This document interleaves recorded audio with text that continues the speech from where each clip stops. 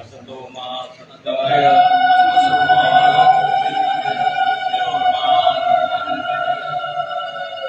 अज्ञानतिमिरान्धस्य ज्ञानाञ्जनशलाकया श्रीगुरवे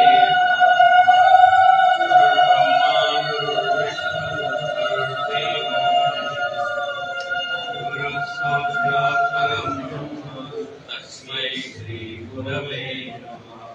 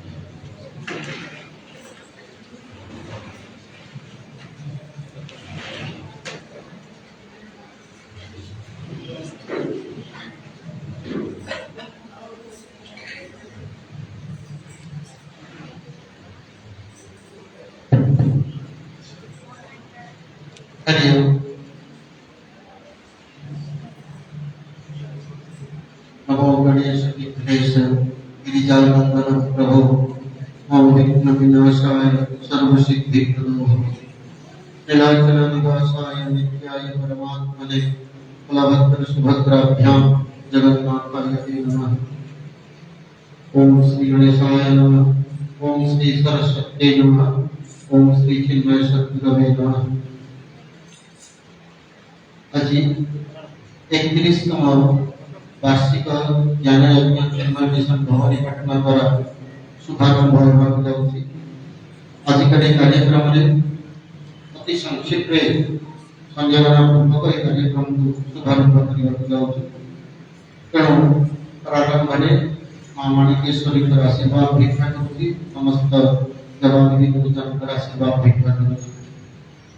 समस्त सुधीजन वृंद आज भवानीपाटना भवानीपाटना चिन्मय मिशन तरफ समस्त को हार्दिक स्वागत करुछि। प्रथमे भक्तजन श्रोता हार्दिक स्वागत करी। आज का अतिथि परम पूज्य प्रवक्ता स्वामी अद्वैतानंद जी महाराज। पूज्य स्वामी अद्वैतानंद जी का जन्म मध्य प्रदेश के खरगोन में हुआ। आपकी शिक्षा धार, इंदौर व बिलासपुर में भी पूज्य स्वामी जी ने अपने पूर्वाश्रम में मैकेनिकल इंजीनियरिंग में डिग्री प्राप्त करने के पश्चात पूज्य गुरुदेव एवं पूज्य गुरुजी से प्रेरित होकर सांसारिक प्रपंचों से निवृत्त होकर आध्यात्मिक मार्ग पर अग्रसर होने का निर्णय लिया। अपने सिद्धवाड़ी में पूज्य स्वामी सुबोधानंद जी से वेदांत की शिक्षा ग्रहण की। स्वामी जी चिन्मय मिशन नासिक के आचार्य हैं। स्वामी जी ने विश्व के अनेक देशों जैसे अमेरिका, दक्षिण अफ्रीका, बहरीन, कुवैत, सिंगापुर की यात्रा कर श्रोताओं को वेदांत ज्ञान की गहन और गहरी गंगा में स्नान करवाया है एवं उतनी ही सरलता से भक्ति ग्रंथों का दिव्य अमृत पान कराया है। आपके भगवत गीता, उपनिषद, एवं अन्य प्रौढ़ वेदांत ग्रंथ जैसे अद्वैत प्रकरण, दक्षिणामूर्ति स्तोत्र इत्यादि के ओजस्वी प्रवचनों में अत्यंत सूक्ष्म बिंदुओं को खोलकर उदाहरणों द्वारा सरलीकरण करने का कौशल दिख पड़ता है। वैसे ही आपके रामचरित मानस एवं श्रीमद् भागवत के प्रवचनों में चौपाइयां एवं भजनों के सुमधुर गायन श्रोतागणों को एक अत्यंत भगवन्मय आनंदमय स्थिति तक ले जाते हैं। स्वामी जी ने कई ग्रंथों एवं भजनों की रचना की है, जिन्हें आप स्वयं ही लयबद्ध कर आपकी मधुर एवं हृदय को द्रवित कर देने वाली वाणी में सरबद्ध भी करते हैं। स्वामी जी संदीपनी में चलने वाले 2.5 वर्ष के 3 वेदांत शिक्षक शैक्षिक पाठ्यक्रम के आचार्य हुए। स्वामी जी ने हिंदी में सिद्धवाड़ी में 2 तथा मुंबई में अंग्रेजी में 1 वेदांत कोर्स किया है। मिशन के विभिन्न आश्रमों में कई ग्रंथों पर आपके प्रवचन, ज्ञान यज्ञ, वेदांत शिविर नियमित तौर पर चलते रहते हैं। स्वामी जी का स्वभाव अत्यंत सरल एवं उनका संत हृदय अत्यंत कोमल है।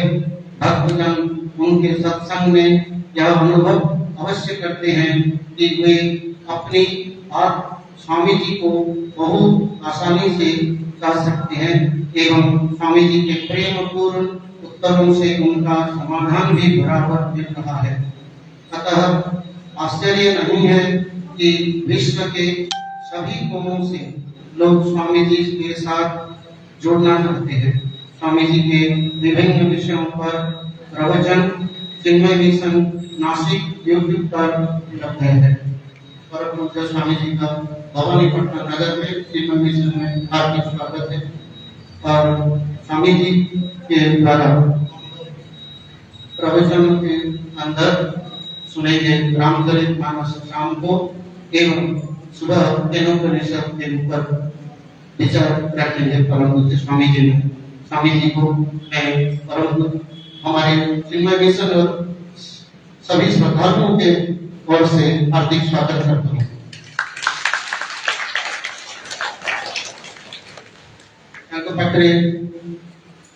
स्वामी जी राम भागीरथी स्थिति से परम पूज्य स्वामी अमयानंद सरस्वती जी महाराज भवानीपट्टनम चिन्मय मिशन एक क्षेत्र वरिष्ठ स्वामी जी एवं भवानीपट्टनम चिन्मय मिशन द्वारा जी आध्यात्मिकता प्रति रुचि उत्पन्न करने जो प्रयास विभिन्न समय स्वामी जी द्वारा है समस्त श्रद्धालुओं तरफ हार्दिक स्वागत करूँ।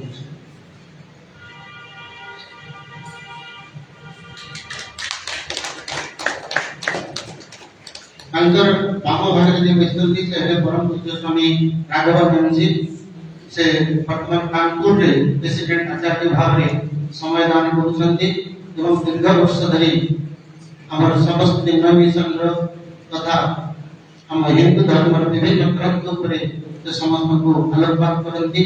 वर्तमान कलमपुर ठारे भागवत गीता परिषद द्वारा आयोजित ज्ञान यज्ञ से मध्य आसिले एवं तांकर गीता ज्ञान यज्ञ आज समाप्त करी हम पाखे पहुंचीचंती तांकर अमूल्य समयदान करिसंती तांको समस्त तरफ हार्दिक स्वागत करूछि।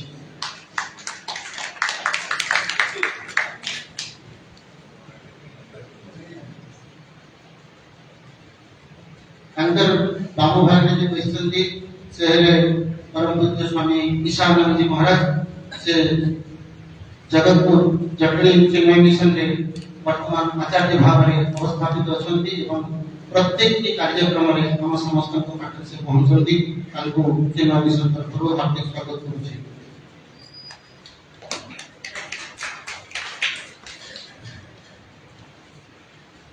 तांकर बामो भागीरथी परिस्थिति से श्री मनोज कुमार मोहन अन्य प्रधान आचार्य सरस्वती शिशु विद्या मंदिर ब्रजविहार दीर्घ 36 वर्ष हला से शिक्षादान करि आसुछंती एवं सरस्वती शिशु मंदिर विभिन्न स्थाନରେ ନିଜର ସେବା ପ୍ରଦାନ କରି ଆସୁଛନ୍ତି।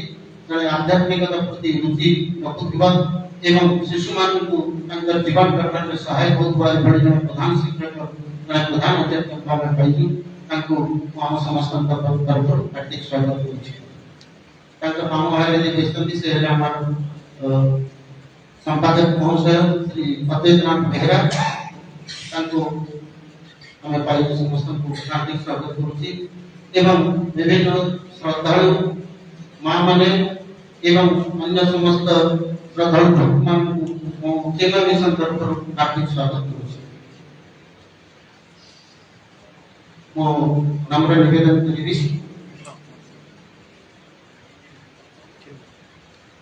परम पूज्य स्वामी राघवानंद जी को नम्र निवेदन किसी सम्यक आशीर्वचन प्रदान करेगा संकेत।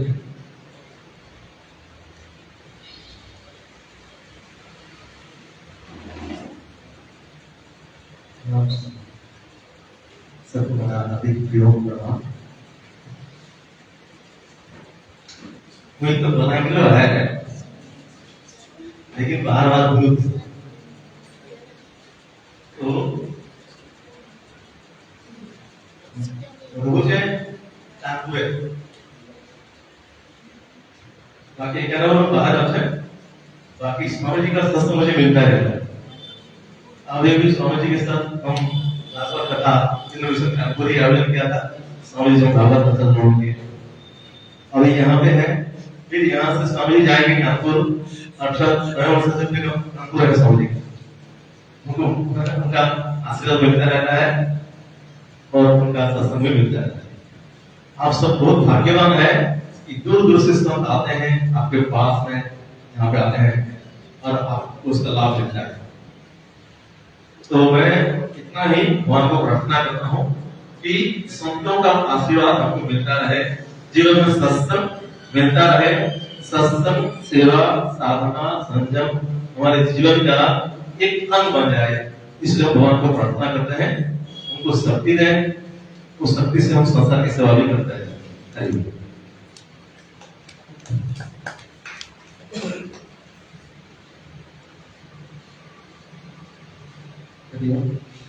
हम गौरव देवचंदी श्री मनोज मार्गो हमको संक्षेप रे हम समस्त को से आशीर्वाद प्रदान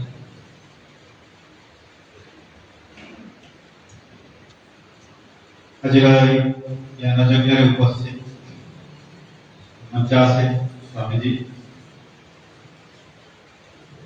मंचरे वैष्णव समस्त स्वामी जी प्रबंधक समस्त सज्जन बंधु तथा भक्तवृंद मातृमंडली आमे भगवत विषय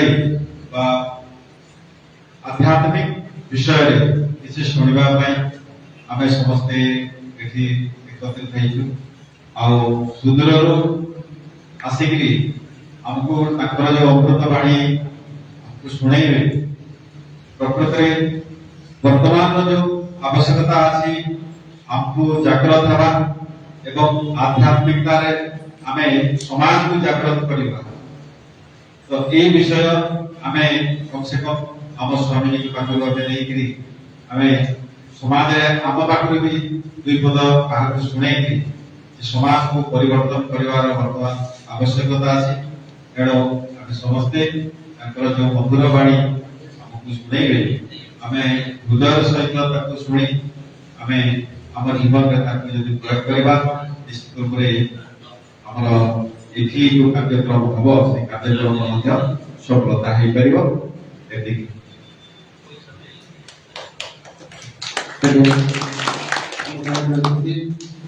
स्वामी विशानंद जी संक्षेप आशीर्वाद प्रदान करना है।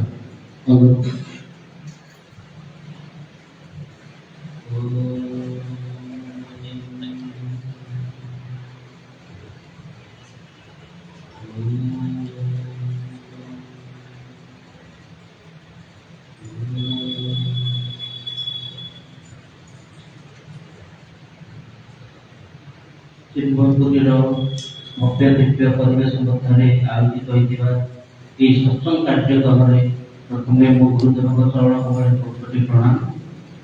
मंत्रासीन स्वामी किरण कुमार भूरियम प्रणाम। मंत्रासीन अतिथिमान भूरियम प्रणाम एवं समस्त ज्ञान विभाग भक्त मान जो मान प्रभु प्रवचन श्रेणी आसते शास्त्र में लिखा अच्छी भाग्य दयेन बहुजन्म समर्थितेन सत्संग मात्र लभते पुरुष लदाई अज्ञान हेतु कृत अहमद पारम नाशम विद्यायाहि तत्व देयते विवेक कोटि कोटि जन्म जेते हमर पुण्य उदय हुए एई परि हम सत्संग कार्यक्रम को हमको भगवान पठी था एई सत्संग कार्यक्रम रे भगवान तो साथ में हमर मिलन आमे समस्ते सांसारिक कार्यक्रम में समस्ते सब व्यस्त बहुल जीवन यापन हो किंतु यही कलिजुगे एकमात्र परमात्मा सागर आपको समझ आपको हम सत्संग कार्यक्रम तेणु कोटि कोटि जो जन्म आपको हम पुण्य जो हम हमको साधु सत मैंने मिले सानिध्य लाभ हम करवा पुण्य पुंज मिल संख्या देखो कार्तिक मास ये कार्तिक मास 7 दिन आम शुणा केते सुंदर आमको लगे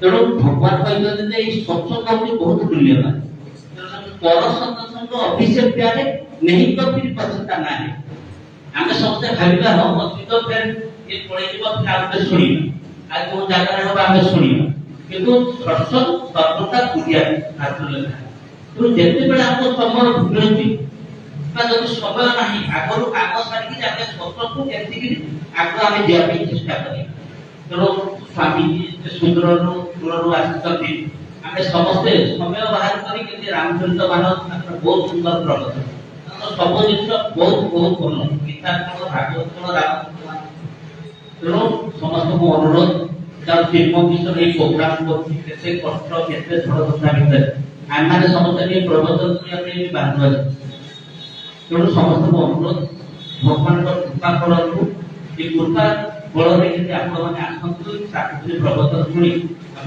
जीवन को सार्थक कर तेणु आप भगवान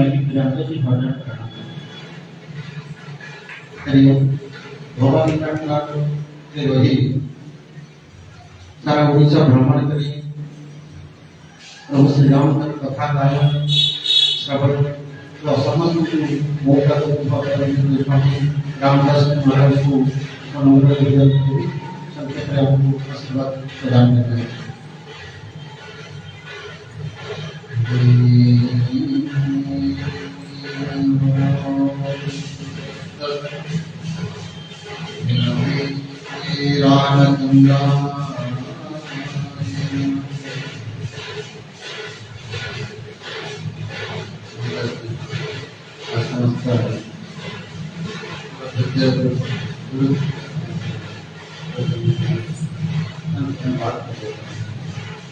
जगत में कनक जीव जगत सकल राम नामी बंधन की प्रकट हमारे बला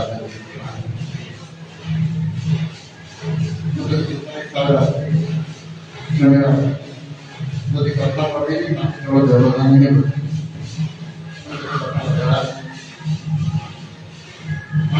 सुंदर प्राय जो भी बड़े परिवर्तन है सत्य तो द्वारा ही कर जगत नाना से जगत के नदी के जहाना ये होता है कि यदि कानून के परिवर्तन है ये माने लगता है साफ वर्तन के संस्था नहीं है तो हमें संस्था यदि परिवार पाने से बड़े परिवर्तन और जब बहुत छोटे तरगति पूरे वक्त में आने और उपनिषद ज्ञान हम विशेष वाले बड़ा ज्ञान को विषय विशेष उपनिषद आओ वेद वेदांत ज्ञान माई तारे में जिम्मा में संबंधित है ऐसे जिम्मा में संबंधित उपनिषद है ज्ञान भक्ति उभय समन्वय का रखना केवल ज्ञान को देते ज्ञान युक्त भक्ति को जानते तब एक ज्ञान से फायदा निश्चित भाव से भक्ति का नहीं होता तब ज्ञान समझते मन में गुणगान एक केवल ज्ञान ही प्राप्त हो जाए एक जीवन मार्गदर्शन मिले आमको केମିତି କରିବାକୁ पड़िବ केମିତି ଆମକୁ आगକୁ ଯିବାକୁ ପଡ଼ିବ ଆମ ଲକ୍ଷ୍ୟ କ'ଣ ହେବା ଦରକାର ଏ ଜାଗାରେ ଅଛି ତେଣୁକରି जो समय दिन सिंगर विवेक जागृत करने केवल सत्संग ही एक और सत्संग न करा सत्संग कौन केवल शास्त्र धर्म बसी पढ़ने का सत्संग हुए शास्त्र और मनुष्य एक उभय पिता को मिश्रा हम यदि सही शास्त्र को यदि कौन से संत को मुहर सुनता तेरे जीवन में परिवर्तन केवल घरे बस पढ़ी तो शास्त्र बहुत लोग तो पढ़ते पांडित्य नहीं जानते किंतु जीवन में परिवर्तन करने संतुर चरण चरण पड़े और संत मुहर ही शास्त्र को प्रकार जीवन में से भाव में बहुत पाई आशा रखी और सही आशा ही आम और श्रोता हिसाब से प्रणाम मन के सुनिबा और दास सुनिबा ये सुंदर नमस्कार रामचंद्र भगवान की सद्गुरु भगवान भगवान परम स्वामी मलयानंद सरस्वती महाराज ये इस कार्यक्रम मूल ये जितने भी सब प्राण करना परम स्वामी मलयानंद सरस्वती जी को को आशीर्वाद प्रदान किया है।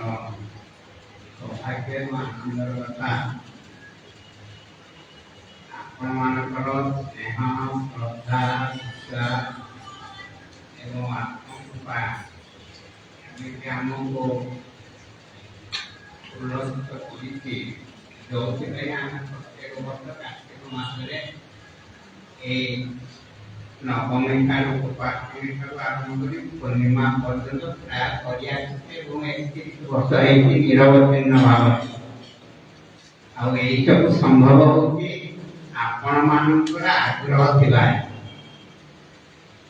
बहुत समय मिशन यही प्रकार एक अंतरराष्ट्रीय संस्था ये भी भारतीय संस्कृति को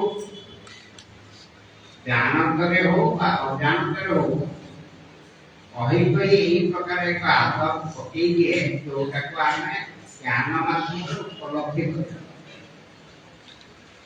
रसगोला रस एवं पानी एवं चीनी सम्मिश्रण हुए बाहर देखते सब इंडिविजुअल गोटे गोटे प्रक्रिया आम से प्रकार आध्यात्मिक जीवन में कर्म कांड उपासना कांड गुरुत्व दौते कि कर्म उपासना जानवा मंत्र आवश्यकता होती पढ़ा बुझा से अनुसार मजी मांझी तार भी आवश्यकता रोचे कथा ये कौन कहू मोर जीवन विगत 25 वर्ष 35 वर्ष अभिज्ञता जानू ये जो विषय ये मास्टर हवा चाहूँगी ये विषय ज्ञान ही शिक्षा करवा जबरदस्त ये जो कहे बिना पढ़ाई कौन से विषय आगे जीवी के कही पारे किंतु प्रकृତରେ ସେହି ବିଷୟରେ ତା ପାଖରେ ଉତ୍କର୍ଷତା ଆସିପାରିବନି। ତେଣୁ ଉତ୍କର୍ଷତା ଆସିବା ପାଇଁ ହେଲେ ପ୍ରତ୍ୟେକ ବିଷୟର ସେହି ବିଷୟକ ଜ୍ଞାନକୁ ଜାଣିଥିବା ବ୍ୟକ୍ତି ପାଖକୁ ଯାଇକରି ଆମେ ଜୀବନରେ ବ୍ୟବହାରିକ କୌଶଳତାକୁ ପରୀକ୍ଷା କରୁ। ତେଣୁ ଯିଏ ଯୋଉ ବିଷୟରେ ଧୁରିଣ ଆମେ ତାଙ୍କ ଜୀବନରେ ସେଇଥିରେ ଆଦର୍ଶ ଭାବେ ଗତାନୁଗତିକ କଥାରେ ଯାଉ। ପୂଜ୍ୟ ସ୍ୱାମୀ ପ୍ରେମାନନ୍ଦ 1954-55 ମସିହାରେ ଯେତେବେଳେ ଭିନ୍ନ ଭିନ୍ନ ଅନୁଷ୍ଠାନ ବୁଲିଲେ ଏବଂ ଦେଖିଲେ ଯେ ଭାରତୀୟ ସଂସ୍କୃତିର ଏଇଭଳି କେତେ କାର୍ତ୍ତିକ ପୂର୍ଣ୍ଣିମାରେ କେତେ ଆମେ ସକାଳୁ ଉଠୁଛେ କେତେ ପ୍ରକାର କାମ କରି ମନ୍ଦିର ଯାଇ ଯେତେ ଆସୁଛେ କିନ୍ତୁ ଆମ ଭିତରେ ମାନସିକ ସ୍ତରରେ ଏଇ ପ୍ରକାର ଭାବନା ରହୁଛି। ଯଦି ରହୁଛି ବହୁତ ଭଲ, ଯଦି ନ ରହୁଛି କେବଳ ଲୋକ ଦେଖାଣିଆ ସେ ଫଳ କେବେ ଭବିଷ୍ୟତରେ ଫଳିପାରିବନି। ଲୋକଙ୍କୁ ଦେଖେଇବା ପାଇଁ ସେମାନେ ଆମେ ନିଜକୁ ନିଜେ ଠକିଦେବା। ତେଣୁ ଶାସ୍ତ୍ର ଆମ ସାମ୍ନାରେ ଏକ ଦର୍ପଣ ହିଁ ଗୁରୁଙ୍କ ମାଧ୍ୟମରେ ଆମର ମାନବ ଜୀବନର ଲକ୍ଷ୍ୟକୁ ପ୍ରତିପାଦନ କରୁଛି ଏବଂ ତାଙ୍କ ମାଧ୍ୟମରେ ଯେତେବେଳେ ଆମର ଶୁଣୁଛେ କରୁଛେ ସେଇ ଭିତରେ ଆମର ରୁଚି ଉତ୍ପନ୍ନ ହଉଛି, ଆଗ୍ରହ ପରିପ୍ରକାଶ ହଉଛି ଏବଂ ଆଗ୍ରହ ଆସିଲେ ସେଇ ଭିତରେ କରିବା ପାଇଁ ଇଚ୍ଛା ହଉଛି, ଇଚ୍ଛା ସାଧନା ହଉଛି, ସାଧନାର ଉପାସନା ହଉଛି ଆଉ ଶେଷରେ ଆମେ ଯାହା ଖୋଜୁଛେ ଆମେ ନିଜକୁ ନିଜେ ଜାଣିପାରୁଛେ ଯେ ଆମେ ଯାହାକୁ ଖୋଜୁଛେ ଆମେ ସେଇ ନିଜେ ହିଁ ନିଜକୁ। ତେଣୁ ଏ ପ୍ରକ୍ରିୟା ଭିତରେ କିଏ କଣ ଭାବିପାରେ କହିପାରେ କିନ୍ତୁ ସବୁବେଳେ ତ ରାମାୟଣ ବିଷୟରେ ପଢିବ ତ ରାମଚରିତ ମାନଙ୍କୁ ପଢିବ ସିଏ ବି ସେଇ ପ୍ରକାର ବିରାଟ ଗ୍ରନ୍ଥ। ଉପନିଷଦକୁ ପଢିବ ସବୁଦିନ ସାରମର୍ମକୁ ବୁଝିବା ପାଇଁ ତାକୁ ବି ଆବଶ୍ୟକତା ଅଛି। ଭାଗବତ ପଢିବ ସିଏ ବି ଯଦି କହୁଛନ୍ତି ଭକ୍ତି ବଳ ପଢିବା ପାଇଁ ନାରଦ ଭକ୍ତି ପଢୁଛ ଭାଗବତ ପଢୁଛ। ଇଞ୍ଜିନିୟରିଂ ପାଠ ପଢିବା ପାଇଁ ଜାଣିବା କହିଲେ ପଢିବାକୁ କୋଉ ବିଷୟରେ ନାହିଁ କି ଆମେ ପଢୁନେ କିନ୍ତୁ ବାହାରେ କଣ ଲୋକ ବହୁତ ପ୍ରକାର କହିବେ ପଢିଲେ କଣ ହେଇଯିବ, ଯିଏ ପଢିଲେ କଣ ହେଇଯିବ ସିଏ ବି ଜଣେ ଶିକ୍ଷିତ হয়। ଯାହା ସେ ଆଜି ପଢୁଛି କଣ ହବ ସେ କଣ ହବ କହିବା ପାଇଁ ସିଏ ଏତେ ଦୂର ପଢୁଛି। ବହୁତ ସମୟରେ ଲୋକମାନଙ୍କର କଥାରୁ ଆମେ ଶୁଣୁ ଭଗବାନ ଅଛି ବୋଲି ପ୍ରମାଣ କଣ? ଆରେ ଗୁରୁଦେବ ବହୁତ ସୁନ୍ଦର ଉତ୍ତର କୁହନ୍ତି ଯେ ତୁ କହିପାରୁଛୁ ଭଗବାନ ଅଛି ବୋଲି ପ୍ରମାଣ କଣ? ଏଇଟା ହେଉଛି ବଡ଼ ପ୍ରମାଣ। ଯଦି ତୋ ଭିତରେ ଯଦି ସେଇ ପ୍ରକାରର ଜୀବନ ଶକ୍ତି ନଥାନ୍ତା ତୁ ସେତିକି ବି କହିପାରୁନି ଭାବିପାରୁଛୁ ଯେ ଭଗବାନ ଅଛି କଣ ପ୍ରମାଣ? ମାନେ ତୁ ସାମ୍ନା ଲୋକକୁ ବିଶ୍ୱାସ କରିବାକୁ ଚାହୁଁଛୁ ଯେ ମୁଁ ଯେମିତି ଶକ୍ତିବାନ ତମେ ବି ସେଇ ପ୍ରକାର ଶକ୍ତିମାନ କିନ୍ତୁ ଶକ୍ତିମାନଙ୍କୁ ଜାଣିବା ପାଇଁ ଗୋଟେ ଶକ୍ତି ଅଦୃଶ୍ୟ ଶକ୍ତି ଅଛି ଏଟା ସମସ୍ତେ ଆମ ଉପଲବ୍ଧି କରୁଛେ ନା। ତେଣୁ ଲୋକ ମରିଗଲା ବେଳକୁ ବା ମରିବା ପରେ ଆମେ ସମସ୍ତେ କହୁଛେ ଚାଲିଗଲା। ଆରେ କଣଟା ଚାଲିଗଲା, କିଏ ଚାଲିଗଲା, କୋଉଠିକି ଚାଲିଗଲା, କେମିତି ଚାଲିଗଲା, କଣ ହବ ଏଇସବୁ ଜାଣିବା ପାଇଁ ଶାସ୍ତ୍ର ଆମ ସାମ୍ନାରେ ବିସ୍ତୃତ ଭାବରେ କହି। ତେଣୁ କୁହାଯାଉଛି ଶ୍ରେଷ୍ଠ ମତି ତଥାଗତି। ମରିବା ବେଳକୁ ଆମେ ଯୋଉ ଭାବନାରେ ମରିବା ପରବର୍ତ୍ତୀ ଅବସ୍ଥା ସେଇ ପ୍ରକାର ଉତ୍ପନ୍ନ ହୁଏ। ଯଦି ଆମେ ଶୋଇକରି ଉଠିଲେ କୋଉ ଜାଗାକୁ ଯିବା ପାଇଁ ଯଦି ଭାବିଛେ ପ୍ରଥମ ଭାବନା ଆସିବ ମୁଁ ଏଇ ବସ ଧରିକି ଏଇ ଜାଗାକୁ ଏମିତି। ଏଇ ପ୍ରକାର ଜୀବନର ଲକ୍ଷ୍ୟକୁ ରଖିବା ପାଇଁ ଭଗବାନ ସମସ୍ତଙ୍କୁ କଲ୍ୟାଣ କରିବା ପାଇଁ ମଣିଷ ଜନ୍ମ ଦେଇଛନ୍ତି ଏବଂ ସେଇ ମଣିଷ ଜନ୍ମ ଭିତରେ ଶାସ୍ତ୍ର ନିର୍ଦ୍ଦିଷ୍ଟ ବାଣୀକୁ ଶୁଣି ଆତ୍ମିକ ଉନ୍ନତି ସହିତ ଭୌତିକ ଉନ୍ନତି ଦିଗରେ ଆମେ ଆଗେଇ ଯିବାର ହେଉଛି ଶାସ୍ତ୍ରର ନିଷ୍କର୍ଷତା ଉତ୍କର୍ଷ। ତେଣୁ ଭଗବାନ ଆମ ସମସ୍ତଙ୍କୁ ମଙ୍ଗଳ କରନ୍ତୁ। ଆମେ ତ ସବୁ ଆପଣମାନଙ୍କ ପାଖରେ ଅଛୁ, ମୌକା ଆମେ ନବା କିନ୍ତୁ ସ୍ୱାମୀଜୀ ବାହାରୁ ଆସିଛନ୍ତି ଭଗବାନ ଶୀଘ୍ର ତାଙ୍କ ଭଗବାନ କରନ୍ତୁ। ସକାଳଟା ମୁଁ ଭାବୁଛି ଯେତେ ଜଣ ଆପଣ ସନ୍ଧ୍ୟାରେ ଆସନ୍ତୁ ସମସ୍ତେ ଆସନ୍ତୁ ଦେଖିବେ ଆପଣ ନିଜେ 7 ଦିନ ପରେ ଆପଣ ନିଜେ କଣ ହେବେ। ସନ୍ଧ୍ୟାରେ ତ ଆସନ୍ତି ଭଗବାନ କରନ୍ତୁ ନିଜେ ସମସ୍ତେ ନିଜେ ଆସନ୍ତି ଆଉ 2-3 ଜଣ ସାଙ୍ଗସାଥି ଆଣିବାକୁ ଦେଖନ୍ତୁ ଭଗବାନ ସମସ୍ତଙ୍କର ମଙ୍ଗଳ କରନ୍ତୁ ଏବଂ ସମସ୍ତେ ଆନନ୍ଦ ପ୍ରାପ୍ତି କରନ୍ତୁ।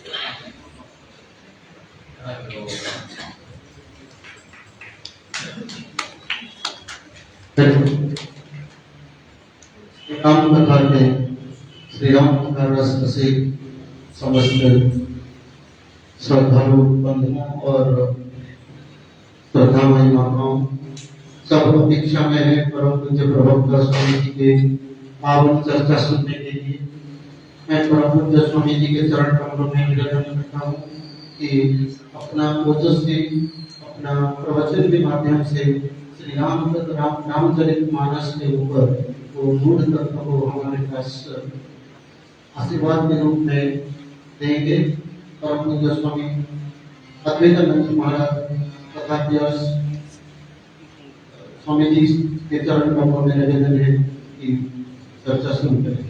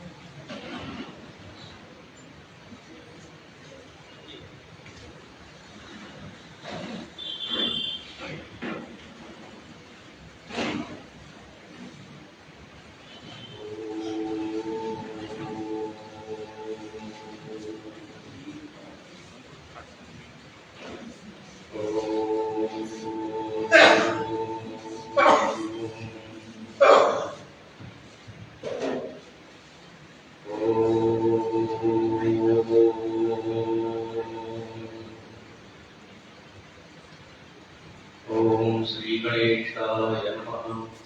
ओम श्री सरस्वत्यै नमः। ओम श्री गुरुभ्यो नमः।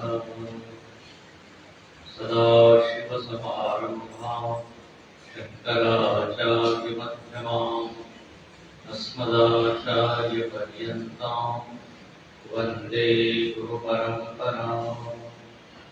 समस्तजनकल्याणे निरतं करुणामयं नमामि चिन्मयो देवं सद्गुरुं ब्रह्मविद्वरम्।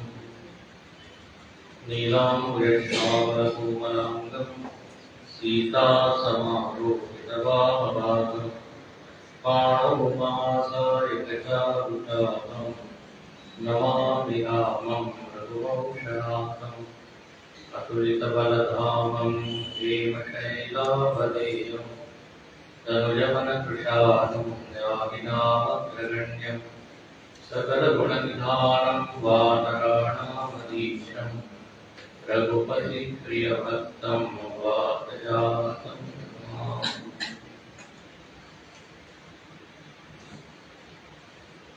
भगवान के परम गुरुदेव के चरण कमलों में वंदन करते हुए आज हम इस रामायण ज्ञान का प्रारंभ करते हैं। सभी स्वामी जी को हमारा प्रणाम, सभी श्रोताओं को साधकों को प्रणाम, हरिओम।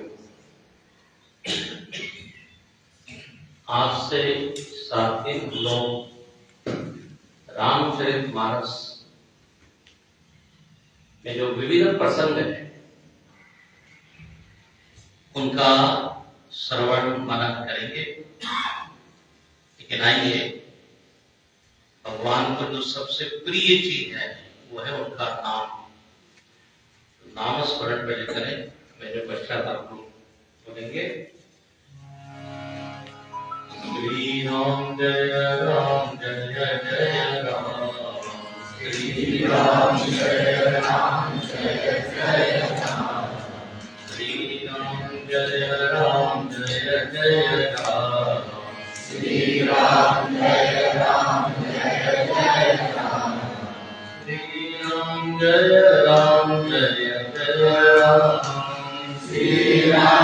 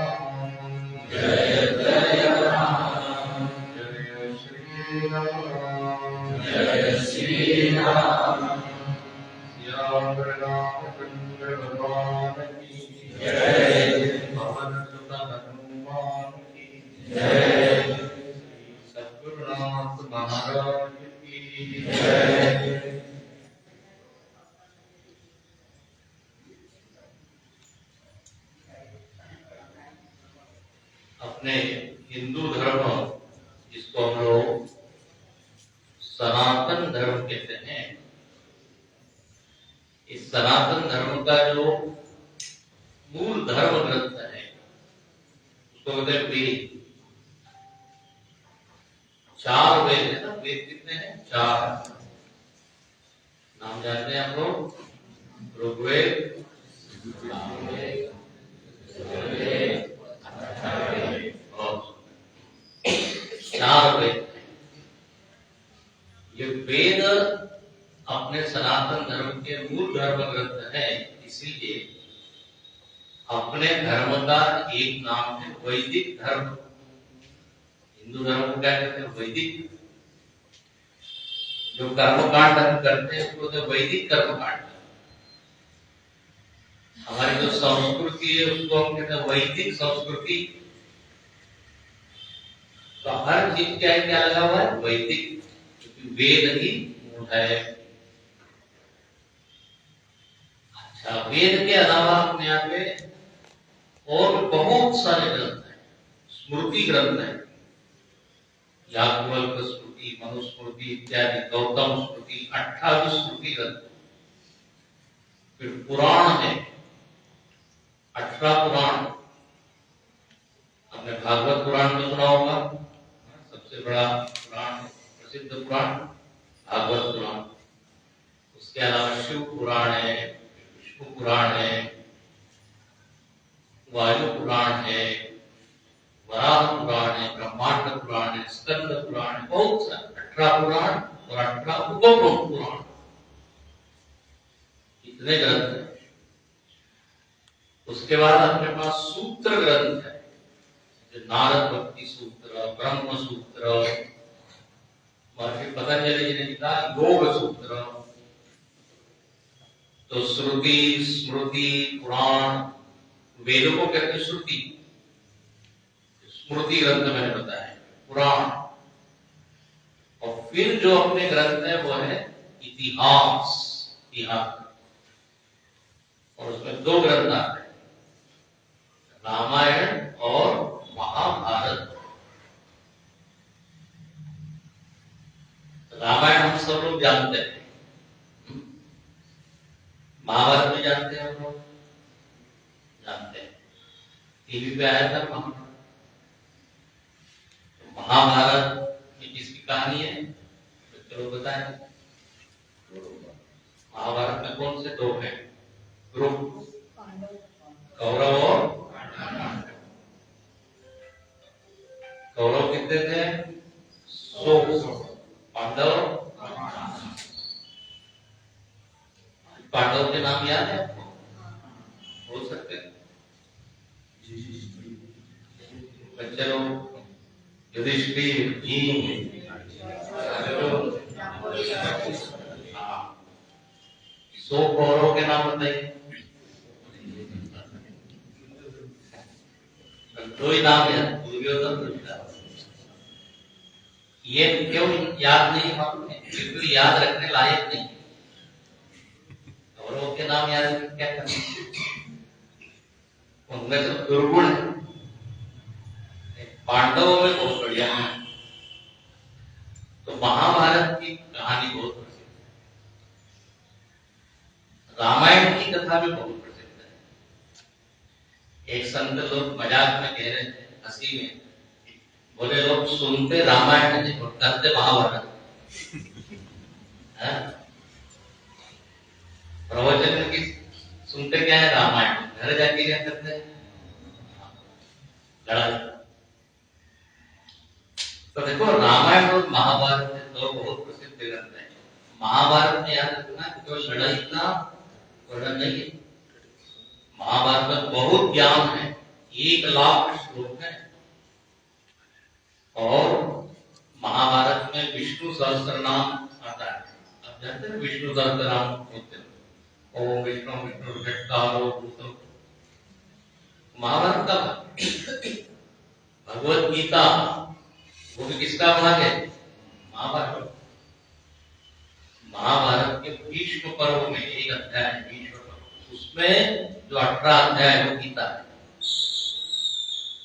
महाभारत बहुत ज्ञान से भरा पड़ा है। विदुर नीति है उसमें, धर्म नीति है। तो ऐसा महाभारत है। और फिर एक ग्रंथ है रामायण। रामायण सबसे अधिक प्रसिद्ध ग्रंथ है। हम लोगों ने वेदों का दर्शन नहीं किया। आप लोगों ने वेद पढ़े हैं क्या? नहीं पढ़े। वेद मालूम नहीं हम लोग, लेकिन रामायण जरूर मालूम। तो रामायण का अर्थ क्या है? इतना लोकप्रिय ये ग्रंथ है। रामायण मतलब क्या? तो रामायण मतलब राम जी की कथा। याद रखना, रामायण बहुत साधारण ग्रंथ नहीं है, बहुत गहरा ग्रंथ है। संस्कृत में रामायण लिखा सबसे पहले किसने लिखा? वाल्मीकि, आदि कवि जिनको कहते हैं। 24,000 श्लोकों में रामायण लिखी। साधारण कहानी होती राम और सीता जी की, तो इतना बड़ा ग्रंथ बनता है।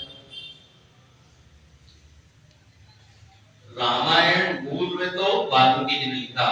इसके अलावा 90 रामायण संस्कृत में और अध्यात्म रामायण है, कुशुंडी रामायण है, आनंद रामायण, सब संस्कृत।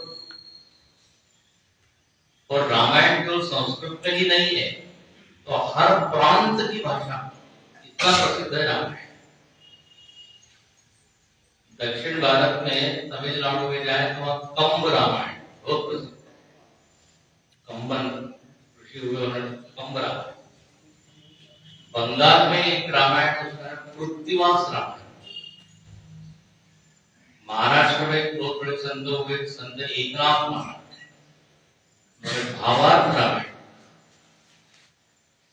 फिर आप काश्मीर में चले जाए तो काश्मीर में डोगरी भाषा में रामायण।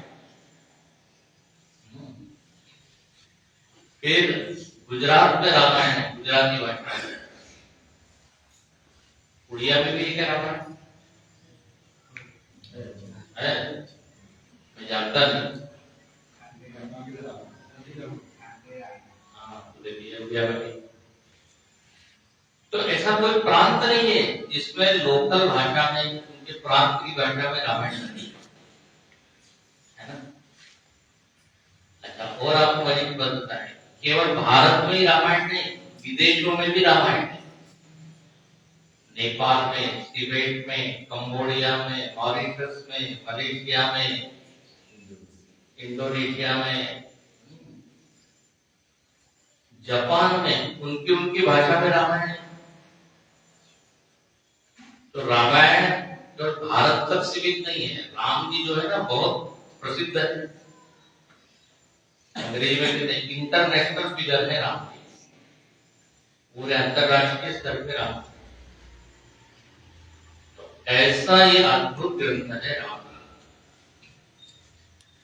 मैं आसाम में गया, गुवाहाटी में, तो वहां पर भी रामायण की कथा की, और यही हम बता रहे थे अलग अलग रामायण। प्रवचन के बाद बोले महाराज आपने सब रामायण बताया, हमारे नहीं बताया। बोले अश्मीर में भी रामायण, अश्मीर में। तो देखो पंजाब में गोविंद रामायण, गुरु गोविंद सिंह ने एक छोटा रामायण है, रामायण। तो देश के कोने कोने में रामायण और विदेशों में। इससे समझ में आता है कि रामायण एक सामान्य कथा नहीं है। जब रामायण टीवी पे आता था तो सब लोग कैसे एकदम सब कुछ काम छोड़ देते, ट्रेन भी रुक जाती थी, बस भी रुक जाती थी, तो ड्राइवर कहता था रामायण। जब कर्फ्यू लगता है बिना कहे कर्फ्यू, रोड पे सन्नाटा सब। और जो रामायण जिन्होंने राम लक्ष्मण की भूमिका की थी, रोल किया था, उनको भी कितना लोग आदर देते थे। वो बता रहे थे जिन्होंने राम जी का रोल किया था, बोले आप सड़क पे निकलते तो सब प्रणाम करते हैं चुप चुप के, सबको लगता है साक्षात राम जी जाते। तो देखो नकली राम यदि बन जाए तो इतना सम्मान मिल रहा है, तो असली हम बन जाए तो नकली राम बनने से इनको इतना प्रसिद्धि, यश, कीर्ति। सीता जी को अशोक वाटिका में रावण ने कैद किया था। रावण रोज आके धमकाता था, कहता था मुझको स्वीकार कर लो, मुझको स्वीकार कर लो, राम को भूल जाओ। किसी ने एक दिन रावण से कहा, बोले तुम राम का रूप लेके जाओ, नकली राम। और तब सीता जी को कहो देखो मैं आ गया हूं, मेरे को स्वीकार करो, नकली राम बन गए। तो रावण ने क्या कहा, बोले जब राम का मैं रूप ले लेता हूं तो मेरा मन इतना शुद्ध हो जाता है कि मैं सीता जी के बाद इस तरह की गलत बात कह ही नहीं सकता। राम का रूप लेकर मन इतना निर्मल शुद्ध हो जाता है, पवित्र हो जाता है, तो मन में काम क्रोध लोभ सब खत्म हो जाता है। कहने का भाव है ये राम जी का रूप और रामायण अपने जीवन को बहुत सुंदर बनाने वाला, इसलिए हजारों साल बीत गए लेकिन रामायण अभी तक जीवित है। यहाँ पे जितने लोग बैठे सबको रामायण कथा मालूम है कि नहीं मालूम है, लेकिन फिर भी सुनने के लिए आए। इसी से मालूम पड़ता है कि रामायण कोई उपन्यास नहीं है, केवल एक छोटी सी कहानी नहीं। एक संत ने थोड़ा मजाक में लिखा, विनोद में, अरे बोले इतना बड़ा ग्रंथ, इतनी बड़ी पोथी लिखते हैं तुलसीदास, इसमें इतना बड़ा क्या है? 4 लाइन में पूरी रामायण है। तुलसी 4 लाइन बोले एक राम एक रावण था, एक राम जी थे और एक रावण, एक राम एक रावण था, एक ब्राह्मण एक क्षत्रिय था, एक ब्राह्मण था एक क्षत्रिय, रावण ब्राह्मण राम जी क्षत्रिय। एक राम एक रावण था, एक ब्राह्मण एक क्षत्रिय था, एक ने एक से लुगाई चुराई, एक ने दूसरी क्या चुराई? पत्नी। लुगाई मतलब और बोले तनिक बात करो बातन, जरा सी बात। एक ने एक से लुगाई चुराई, दोनों में हुई बहुत लड़ाई। तनिक बात करो बातन ना, तुलसी लिख गए पोतन बनाया हो। तो रामायण में तो क्या है, एक राम जी एक रावण है, एक ब्राह्मण एक क्षत्रिय, एक ने दूसरे की पत्नी चुराई, दोनों में बहुत लड़ाई हुई, हो गया रामायण। कहने के लिए तो इतनी 4 पंक्ति में हो गया रामायण, लेकिन उसकी व्याख्या जब किए लोगों ने, राम कौन है, सीता जी कौन है, लक्ष्मण कौन है, और उनकी लीलाओं के जब चिंतन करते हैं तो समुद्र के समान अपार अगाध ऐसी होता है जिसका कोई पार नहीं पा सकता। ऐसी है राम कथा।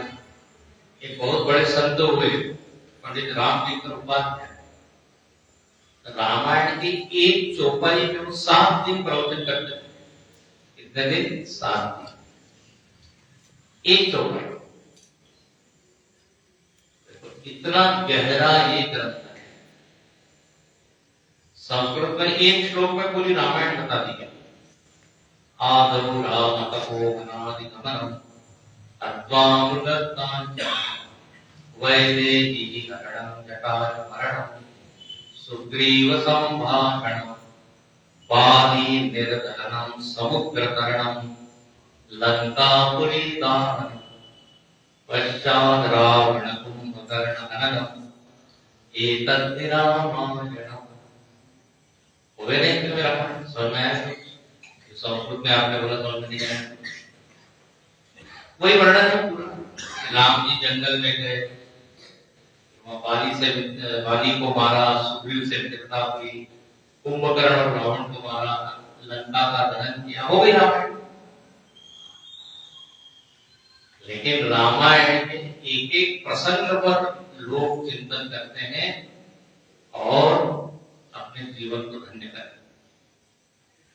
तो ऐसा ये रामायण क्या महिमा है, उसकी महिमा जाननी चाहिए। भागवत में भी पहले दिन किसकी कथा होती है मालूम? भागवत की महिमा बताई जाती है। इस ग्रंथ को यदि 7 दिन आप सुनोगे तो मुक्त हो जाओगे। वहां पे एक कहानी सुनी होगी आपने, धुंधुकारी की। प्रेत था ना, प्रेत जानते? शाम के समय बात मत कीजिए, डर लगेगा। वो प्रेत था, लेकिन वो भी भागवत सुन के मुक्त। ऐसे ऐसे अपने ग्रंथ है। अब इस रामायण में देखो, सबसे पहला प्रश्न है रामायण क्यों सुने? रामायण सुनने से क्या होगा? यदि हम नहीं सुनते तो क्या बिगड़ जाएगा? यदि सुनते तो क्या मिलेगा? ये मालूम होना चाहिए। कोई भी काम आपको बताया जाता है तो पहला प्रश्न क्या करते हैं? क्यों करें? बच्चों को जो बोला जाता है मंदिर जाओ, क्यों जाए? क्या होगा? कुछ भी करने के पहले क्यों, ये प्रश्न। स्कूल में जाने के लिए बच्चों को क्यों जाए? तो क्यों का उत्तर तो मालूम है। रामायण क्यों सुने?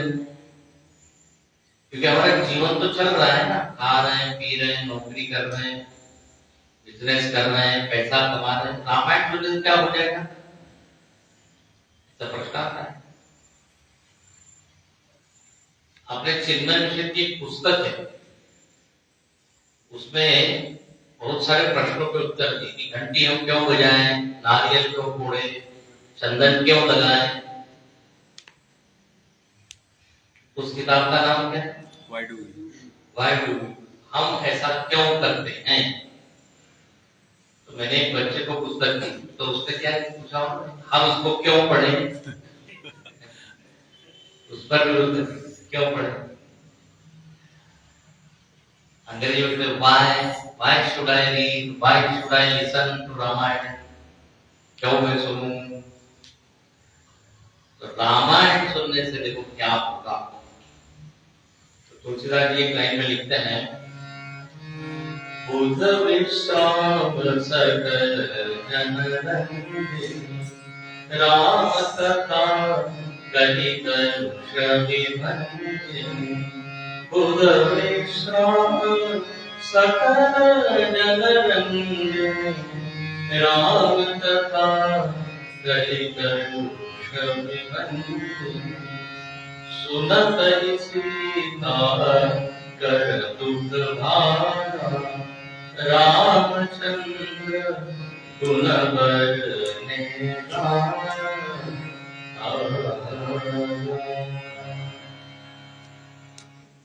बोले कथा सुनने से क्या होगा, सुनो।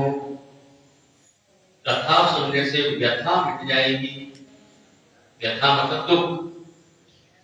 एक बहुत बड़ी संत हुई आनंदमयी मां, वो कहती थी कथा सुनोगे तो व्यथा चली जाए, कष्ट दुख।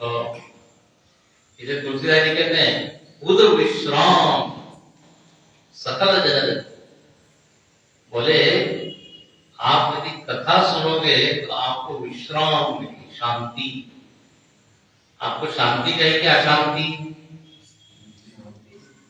सुख चाहिए कि दुख? इसको दुख चाहिए तो मेरे से मिले प्रवचन के बाद। हम आपको दुख दे सकते हैं? ऐसा कुछ कभी बोल देंगे कि जीवन भर आप दुखी। देखो दुखी करना बड़ा आसान है, लेकिन सुख देना, लोगों को रुलाना बड़ा आसान है, लेकिन हंसाना कठिन है। आजकल के लोग जो है बड़े बड़े शहरों में हंसना भूल गए। इसलिए आप सुबह सुबह पार्क में जाके सब लोग एक हास्य क्लब बनाओ के हंसी करते हैं। हाँ हाँ लाफिंग क्लब, हास्य नकली हंसते। एक जो लोग उसको दूर से देखता है ना, वो कितना क्या होता है, वो असली में हंसता। तो सबको हंसी अच्छी लगती है, खुशी आनंद सुख मिलता जगत में दुख ज्यादा है सुख का। ये ही संस्पर्श जा होगा दुख यो न यदि। जगत क्या है? दुख की योनि है, दुखालयम। गीता में कृष्ण भगवान के क्या नाम दिया जगत का? दुखालय। पुस्तकालय में तो क्या होता है? पुस्तकालय जहां पुस्तकें मिलती। औषधालय, औषध मतलब दवाई, वही। तो जहां औषध मिलता है तो औषधालय, जहां पुस्तक मिलता है पुस्तकालय, जहां दुख मिलता है तो क्या वही दुखालय। जगत का नाम दुखालय, भगवान का नाम क्या है? सुखालय। तुलसीदास जी ने पूरी रामायण लिखी। उनसे पूछा कि रामायण लिखने के बाद आपको क्या मिला? क्या कहते हैं?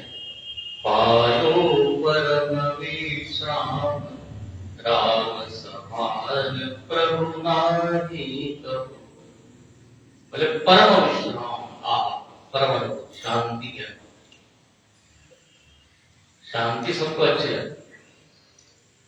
हम लोग को नींद क्यों अच्छी लगती है? नींद, नींद में क्या होती है? शांति मिलती है ना। नींद मतलब उड़िया में क्या बोलते हैं? नींद। नींद सबको बड़ी अच्छी, कोई दुख नहीं, कोई अशांति। इसलिए लोग जब मौका मिलने तक सो लेते, प्रवचन में भी सो जाते। प्रवचन से ज्यादा आनंद तो नींद में। तो नींद में संसार, नींद में संसार का कोई दुख नहीं, कोई परेशानी नहीं। ऐसे ही जब प्रवचन हम सुनते हैं तो प्रवचन में भी हर अवस्था इको। प्रवचन में भी हमको क्या मिलेगा? शांति सुख। देखो इस समय आपके मन के जितने विकार है ना वो सब शांत हो जाए। इस समय राग द्वेष है क्या? काम क्रोध है क्या? अभिमान है क्या? सब। हाँ, लेकिन जैसे आप बाहर जाओगे चप्पल पहन सब आ जाए। 1 घंटे के लिए सारे विकार के मैं आपको छोड़ रहे, जाओ अंदर बैठो, बाहर मिलेंगे आपसे। इसलिए सुंदरकांड में लंकिनी ने एक दोहा बोला, ताप स्वर्ग पवर्ग सुख हरि सुनाई तूलनकारी सकलम जो सुख लग सतसंग। बोले तराजू लीजिए। तराजू क्या है? तराजू मतलब सामान बोलते हैं, उड़िया में क्या कहते हैं? दुकान में कहते हैं। तो बोले एक पलड़े में आप स्वर्ग और मोक्ष का सुख और एक में रामायण का सुख, सत्संग का सुख एक क्षण का, बोले वो सुख ज्यादा बड़ा है स्वर्ग और मोक्ष से। ऐसी कथा की महिमा है। इसलिए यदि जीवन में हमको पवित्रता चाहिए, जीवन में मजा चाहिए, रस चाहिए, शांति चाहिए, तो कथा सुनो। अब इस रामायण में बहुत सारे प्रसंग हैं, अलग अलग प्रसंग हैं। आप जानते हैं रामायण में कितने कांड हैं? कौन बोलेगा? हाथ उठाइए। 7 कांड। नाम बताइए। ज्यादा कठिन प्रश्न पूछिए ना। बालकांड, अयोध्या कांड। अयोध्या के बाद भगवान कहाँ गए? अरण्य में गए। अरण्य। फिर सुंदर कांड, किष्किंधा कांड। किष्किंधा में 42 पीढ़ हुए। एक सुंदर कांड, फिर लंका कांड और फिर है उत्तर। तो रामायण के अरण्य कांड में एक बहुत सुंदर प्रसंग है। हम हर दिन अलग अलग प्रसंग देखेंगे। बहुत ही अच्छे अच्छे मधुर मीठे प्रसंग है, अपने जीवन को बदलने वाले। रामायण के अरण्य कांड में देखो ऐसा है, रामायण में प्रवचन अलग अलग ढंग से किया जाता है। कोई एक एक कांड पे प्रवचन करता है, कोई एक एक प्रसंग पे करता है, कोई एक एक चरित्र पर करता है। बोले इस वर्ष हनुमान जी के चरित्र पे कथा होता है, अगले वर्ष भरत चरित्र, अगले वर्ष लक्ष्मण चरित्र। एक एक चरित्र पे कथा होती है या एक एक प्रसंग पर। तो एक बहुत बढ़िया प्रसंग है, आप सबने सुना भी होगा। वो है भगवान राम जंगल में शबरी माता से मिलते हैं, है ना? शबरी माता से। और बहुत ही मीठा प्रसंग है। शबरी ने भगवान को क्या खिलाया था? बेर। ऐसे बेर झूठे, भगवान ने वो बेर भी खाए, इसलिए कहते हैं सबसे ऊंची प्रेम सगाई, सबसे ऊंची प्रेम सगाई। झूठे फल शबरी के खाए, झूठे फल शबरी के खाए, सावरी दुर्धन खाई। सबसे ऊंची प्रेम सगाई, सबसे ऊंची प्रेम सगाई। सगाई मतलब कि संबंध। सबसे बढ़िया संबंध क्या है? प्रेम का संबंध। प्रेम के कारण ही भगवान राम शबरी जैसे आदिवासी, वनवासी, अशिक्षित स्त्री के पास भी है। प्रेम है, प्रेम। तो यहाँ पर एक शबरी जी का प्रसंग हम देखते हैं, बहुत ही सुंदर प्रसंग है। अब देखो शबरी जी के आश्रम में भगवान गए, ठीक है? अब किसी ने प्रश्न किया कि जंगल में इतने सारे लोग हैं, शबरी के यहाँ पे क्यों गए? जरूर शबरी ने कोई साधना की होगी। बिना साधना के तो भगवान आ नहीं सकते। हम लोग के घर पे तो आते नहीं रहा, हम लोग घर पे चोर डाकू होगा या मेहमान आते, मित्र आते। इस शबरी के यहाँ प्रभु राम पधारे। क्यों पधारे? आखिर शबरी ने ऐसा क्या किया था? तो ध्यान से सुनना, शबरी के जीवन की बहुत अच्छी कथा है। ऐसा कहते हैं पूर्व जन्म में ये शबरी एक रानी थी, राज परिवार में उसका जन्म हुआ, रानी थी। और लेकिन उस पिछले जन्म में भी उसके मन में बहुत भक्ति थी। कहते हैं एक बार ये रानी और राजा प्रयागराज में गए। प्रयागराज और कौन सा मेला लगता है? कुंभ मेला। आप लोग गए थे कुंभ में? कितने लोग गए थे यहाँ से? हाँ, बहुत बढ़िया। तो कुंभ मेला एक बार लगा तो शबरी जो कि रानी की पूर्व, रानी और राजा भी गए वहां पे। अच्छा, अब वो कुंभ में तो आपने देखा होगा तरह तरह के साधु महात्मा बाबा जी सब आते हैं। साधुओं का मेला होता है, वेराइटीज, बहुत सारे विविध साधु। कोई पैर पे खड़ा है, कोई ना आंख पीछे बैठा है, कोई भस्म लगाए हुए है, कोई नागा बाबा है, कोई प्रवचन कर रहा है, कोई कीर्तन कर रहा है, तरह तरह के सबके टेंट लगे हुए।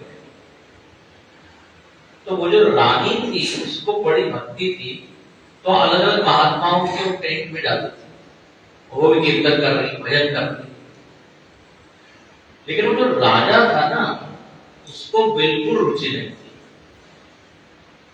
वो रानी को कहने लगा, अरे हम लोग राज परिवार के, इस सामान्य लोगों में जाके तुम ये भजन कीर्तन कर रही हो, नाच रही हो, ये अच्छा नहीं है, कल से नहीं जाना। अब बेचारी वो रानी थी, उसकी तो रुचि उधर ही थी, उसका इंटरेस्ट उधर ही था। अब राजा बार बार मना कर रहा है। तो एक दिन क्या हुआ, वो जो रानी थी उसने कहा कि ऐसे शरीर को रख के क्या फायदा जिससे मैं भजन कीर्तन पूजन कुछ नहीं कर सकता, इससे अच्छा तो मरना बेकार है। और कहते हैं वह रानी त्रिवेणी संगम में, है ना, कुंभ में वहां पे क्या है? त्रिवेणी। कौन सी 3 नदियां मिलती है? गंगा, यमुना, सरस्वती। बोले मैं त्रिवेणी में अपने देह को विसर्जित कर, और वो सुबह सुबह 3 बजे उठी है और उस गंगा जी का, गंगा यमुना का जो संगम है, वहां पे भगवान को प्रणाम करती है और कहती, भगवान मैं अब इस जन्म में रहना नहीं चाहती, क्योंकि मैं आपका कीर्तन भजन ध्यान जब कुछ नहीं कर पाती। ये बड़े कुल में मेरा जन्म हुआ, इसके कारण मैं कुछ नहीं कर पा रही हूँ। मेरी आपसे एक प्रार्थना है, विनती, कि मेरा अगला जन्म चाहे आप जंगल में ही मेरे को क्यों न पैदा करें, लेकिन अगले जन्म में मैं बचपन से आपकी भक्ति कर सकूं और आपका दर्शन कर सकूं। ऐसा आप मुझको क्या कीजिए, वरदान दीजिए। बस यही मांग करते करते उन्होंने अपने देह को विलीन कर दिया। और देखो, जब विलीन कर दिया, उनकी मरने के समय वृत्ति क्या थी? भक्ति की वृत्ति। तो वही रानी अगले जन्म में शबरी बन के पैदा। शबर नाम की जाति है जंगल रहने वाले आदिवासी, तो उस जाति में वो पैदा हुई, इसलिए उसका नाम क्या हुआ? शबरी। और वो बचपन से देखिए भगवान का ध्यान कर रही, बचपन से उसके मन में वैराग्य, क्योंकि मरते समय उसने ऐसी ही वृत्ति रखी। आप जानते हैं गीता में भगवान ने श्लोक बोला है, अंत काल में जैसी वृत्ति होती है आगे वैसी ही आकृति होती है, वैसा ही धर्म। मरते समय आप क्या सोच रहे हो उसके अनुसार ही। मरते समय मिठाई मिठाई मिठाई मिठाई आते हैं, स्वीट, उसकी वृत्ति बनी रही तो अगले जन्म में आप चीटी बन जाओगे। क्या बन जाओगे? चीटी जानते हैं? चीटी क्या बोलते हैं? वो मिठाई खाती है ना केवल, बोले अब केवल मिठा खाओ। अंतिम में क्या करना है? आपने भागवत में कहानी सुनी है, वो हिरण की ही और भरत राजा ध्यान करते रहा तो अगले जन्म में क्या बन गया? हिरण। ध्यान रखना, अच्छा, अगर अंत में कौन सी वृत्ति बनेगी ये इस पर निर्भर है। जीवन भर आपने कौन सी वृत्ति बनेगी। अचानक ऐसा नहीं होगा कि मरने के समय तुम राम राम राम राम करने लगे। एक तो आपको मालूम है क्या अंतिम समय कब है, आपको मालूम है क्या, किसको नहीं मालूम। यमराज ने फोन किया है क्या कि मैं 4 साल बाद आऊंगा, 2 साल बाद आऊंगा, वो तो अचानक आ जाता है। आपने इस कपाल में एक्सपायरी डेट लिखी हुई है, एक्सपायरी डेट होती है ना दवाई का, ऐसे वो हम नहीं पढ़ सकते, ब्रह्मा जी पढ़ सकते, यमराज पढ़ सकते। तो हमको तो मालूम है कि आंतरिक क्षण कब, इसलिए गीता में भगवान कहते हैं तस्मात् सर्वेषु कालेषु मामनुस्मर युध्यज। बोले हमको मालूम नहीं है अंतिम समय कब है, इसलिए 24 घंटे श्री राम जय राम जय जय राम मन में जो भी आप कृष्ण कृष्ण शिव शिव जपते रहिए। हाथ में क्या, हाथ से सेवा कीजिए, मन से ध्यान कीजिए, वाणी से जप कीजिए। मुख में हो राम नाम, राम सेवा हाथ में, तू अकेला नाही प्यारे, राम तेरे साथ में। विधि का विधान जान, हानि लाभ सही है, जाहे विधि राखे राम, ताहे विधि रही। पहले सुनाई दे दिया, तो उसमें यही कहते हैं मुख में हो राम नाम, राम राम करते रहिए और आपका काम में। तो कभी भी यमराज आ जाएगा तो आपके भीतर वृत्ति क्या बनी रहेगी। तो शबरी माता देखो ऐसा भक्त के रूप में उनका जन्म हुआ। अब कहानी आगे बढ़ती है, वो बचपन से ही भक्ति करते। एक दिन क्या हुआ, उनकी माता जी जो है उनको सजाती है, उनकी चोटी बना रही है, उनका बड़ा मेकअप कर रही है, सजा रही है। और एक कमरे में बहुत सारे पशु पक्षी ला के रखे हैं शबरी के माता जी ने, उनके परिवार में। तो शबरी ने पूछा कि क्या बात है, आज क्या है। तो उनकी माता जी कहती है अरे बेटी अब हम तुम्हारा विवाह करने वाले हैं यहाँ, और ये पशु पक्षी इसलिए लाए कि फिर इनको काटेंगे और सबको खिलाएंगे, तो जंगल में रहना। शबरी ने जब ये सुना तो बड़ा दुख हुआ। वो कहते हैं रात में उसने क्या किया, जिस कमरे में वो पशु पक्षी थे उन सबको मुक्त कर दिया, दरवाजा खोल दिया, सब पशु पक्षी भाग गए, खुद भी भाग गए।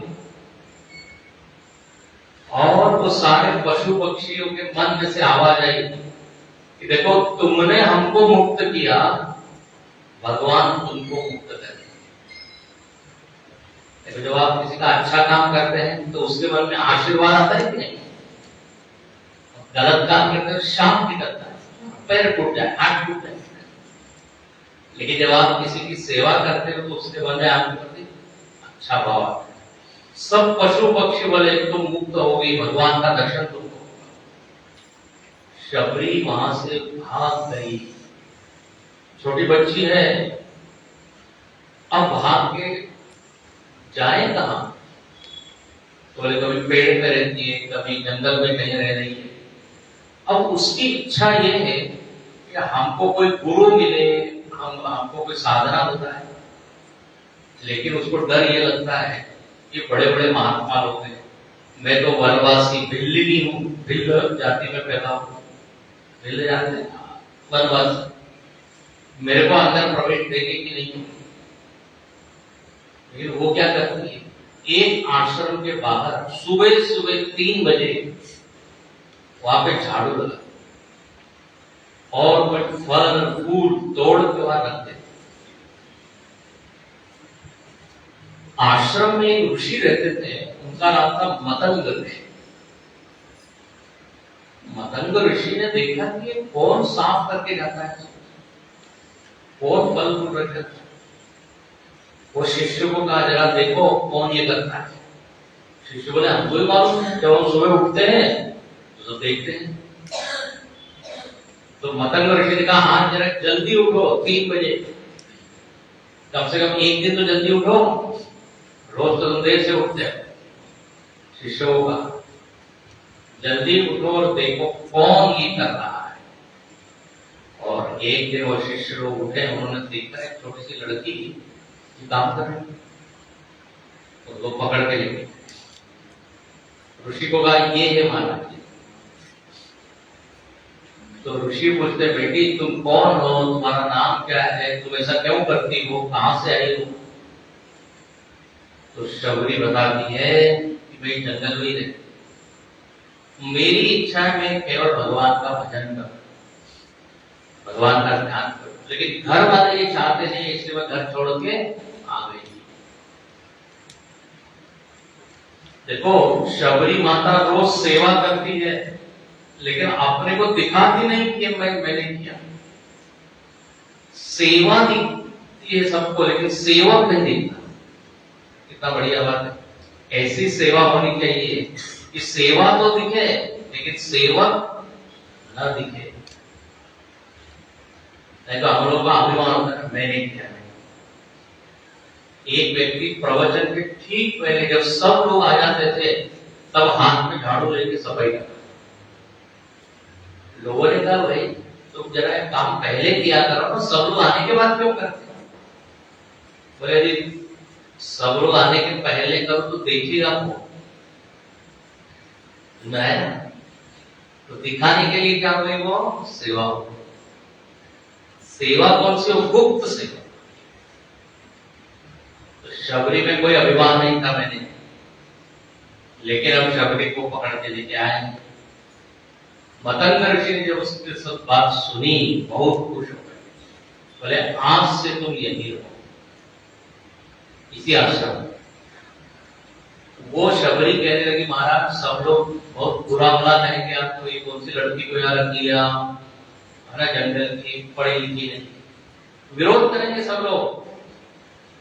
मतंग ऋषि बोले तुम घबराओ नहीं, मैंने तुमको बेटी माना है, बेटी को तो आश्रय देना चाहिए पिता को, तुम यही रहो। और मेरा नाम है मतंग, मतंग का अर्थ हाथी। हाथी का क्या स्वभाव होता है? हाथी चले बाजार, कुत्ते भौंके हजार। हाथी बाजार के कुत्ते भौं भौं भौंकते, लेकिन उसको कोई फर्क पड़ता है क्या? वो अपना मस्त रहता है। लोग बोले लोगों को भौंकने दीजिए, मुझको कोई फर्क नहीं पड़ता, और मेरा तो पवित्र भाव है, रहो तुम यहाँ। शबरी को मतंग ऋषि ने राम नाम की दीक्षा दी। बोले श्री राम जय जय राम, इस नाम का जप करो। अब कहते हैं वो जप करने लगी, साधना करने लगी, बड़ा अच्छा उसको लगा, तो एक आश्रय मिल गया।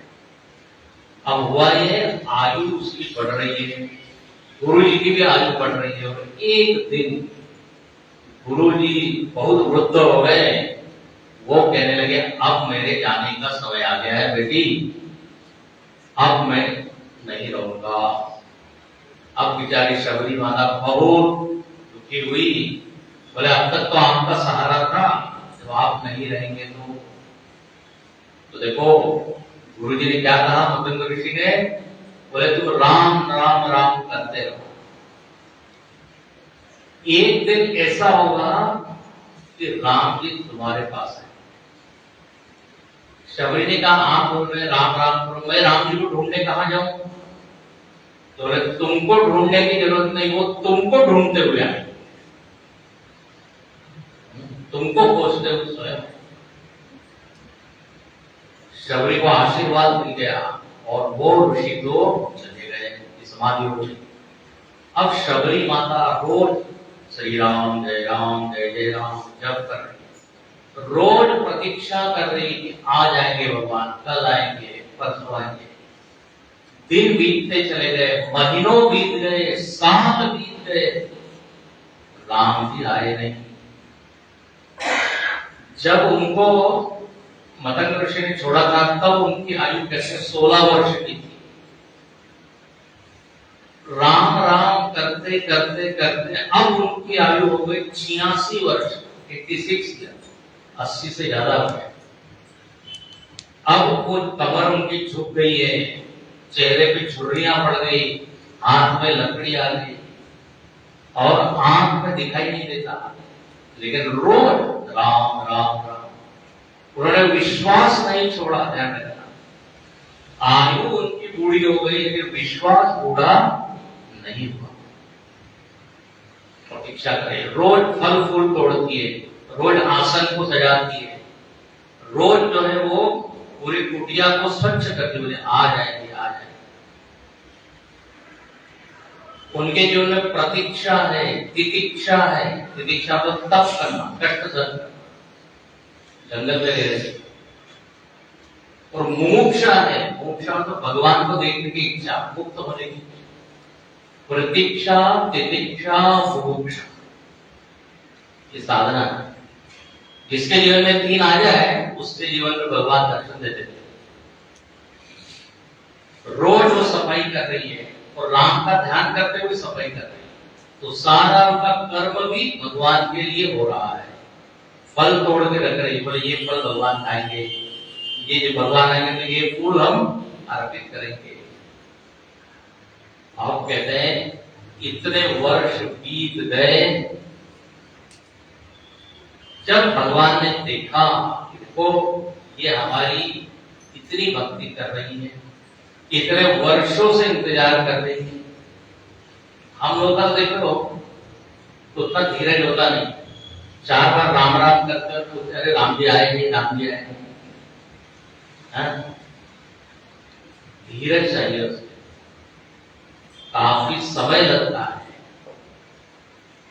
भगवान ने देखा कि अब इनकी साधना पूरी हुई, तो यह वर्णन आता है, सबरी के आश्रम बहुत आरा। वो दिन आ गया जब राम जी वहां पे आए। वर्णन आता है, राम जी जंगल में पूछ रहे महात्माओं से, तो शबरी कहाँ रहती, शबरी कहाँ रहती है, उनका जाने का रास्ता कौन सा है। अच्छा, महात्माओं को लगता है कि हमारे को मिलने के लिए भगवान आए हैं, लेकिन भगवान कहते नहीं नहीं, हमको उनसे मिलना है, शबरी से। क्योंकि उन महात्माओं को थोड़ा अभिमान था कि हम बड़े शुद्ध है, पवित्र है, साधना करते हैं, तो भगवान का अभिमान दूर करने के लिए कि हम आपके बात नहीं आते थे, शबरी कहाँ है वो बताइए। तो देखो, जिसको शबरी खोज रही थी इतने वर्ष से, भगवान उसको खोज रहे। ये भक्ति की पराकाष्ठा है, साधना की पराकाष्ठा, जब स्वयं भगवान हमको खोजे। इसलिए कबीरदास जी ने दोहा लिखा, कबीरा जब निर्मल भया जैसे गंगा नीर, पाछे पाछे हरि फिरे कहत कबीर कबीर। बोले जब आपका मन निर्मल हो जाए, भक्ति से शुद्ध हो जाए, तो भगवान आपके पीछे पीछे आएंगे। अरे कहाँ है भक्त, कहाँ है भक्त। अपना मन जब गंगा के जैसा निर्मल, पाछे पाछे हरि फिरे, पाछे तो पीछे पीछे आते, तो ऐसे राम जी शबरी को खोजते खोजते शबरी के आश्रम में आए हैं। तो भगवान तो आश्रम में आए हैं, लेकिन अब हमारा अभी जाने का समय हो गया है, 8 बजे। तो अब कल देखेंगे शबरी के यहाँ जब भगवान आए तो क्या घटना है ना। अच्छी कथा है ना, आनंद आ रहा है। तो आगे की कथा जैसे आप वो टीवी पे सीरियल देखते हैं, थोड़ा थोड़ा राज लगता है, फिर अगला प्रकट कल। अब शबरी के यहाँ जब भगवान आए हैं तो क्या घटना है वो कल देखेंगे। वहां पे वर्णन है, सबरी देखे राम गृह आए, मुनि के वचन समुनि प्रिय भाए, सरसियनु शतमागुनि सारा, जटा मुकुट सिर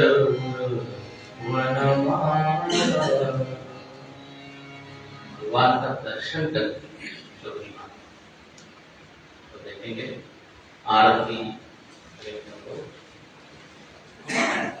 ठीक 6:30 बजे आइए और प्रातः काल 7 बजे हम लोग केनोपनिषद के ऊपर चर्चा करेंगे। केनोपनिषद भी बड़ा अच्छा उपनिषद है और कल जब आप आए तो एक और काम करना है, आपके साथ 4 लोगों को लेके आना है। कितने लोगों को? बोलिए जरा जोर से। खाली पड़ा है ना, पूरा भरना चाहिए। अब हम इतने दूर से आए हैं, भरना तो चाहिए। यदि 4 लोगों को आप लेके आएंगे तो आपका पुण्य जो है 4 गुना बढ़ जाएगा। ठीक है, पुण्य बढ़ाने का सबसे अच्छा उपाय 4 और रुपये। किसी ने कहा महाराज की बात है कि हम ही नहीं आएंगे तो समझ लीजिए, कल जरूर आइए। आने से अधिक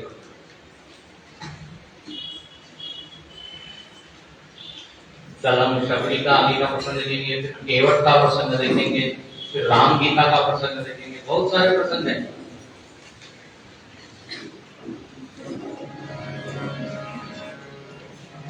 आरती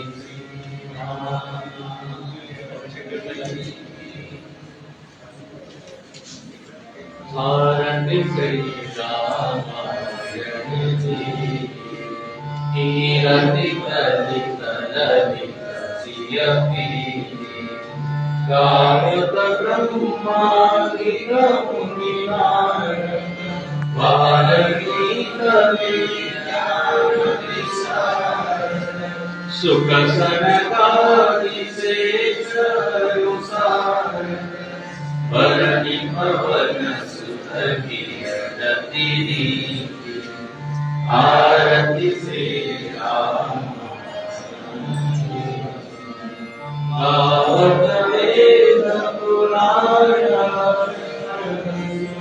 छौ सागर संकन मुनि जन धन सारंग संग सबरी आरती श्री रामायण जी गावत संत संग भवानी अरुगट संग मुनि ज्ञानी व्यास आदि कवि भरत मकानी आरती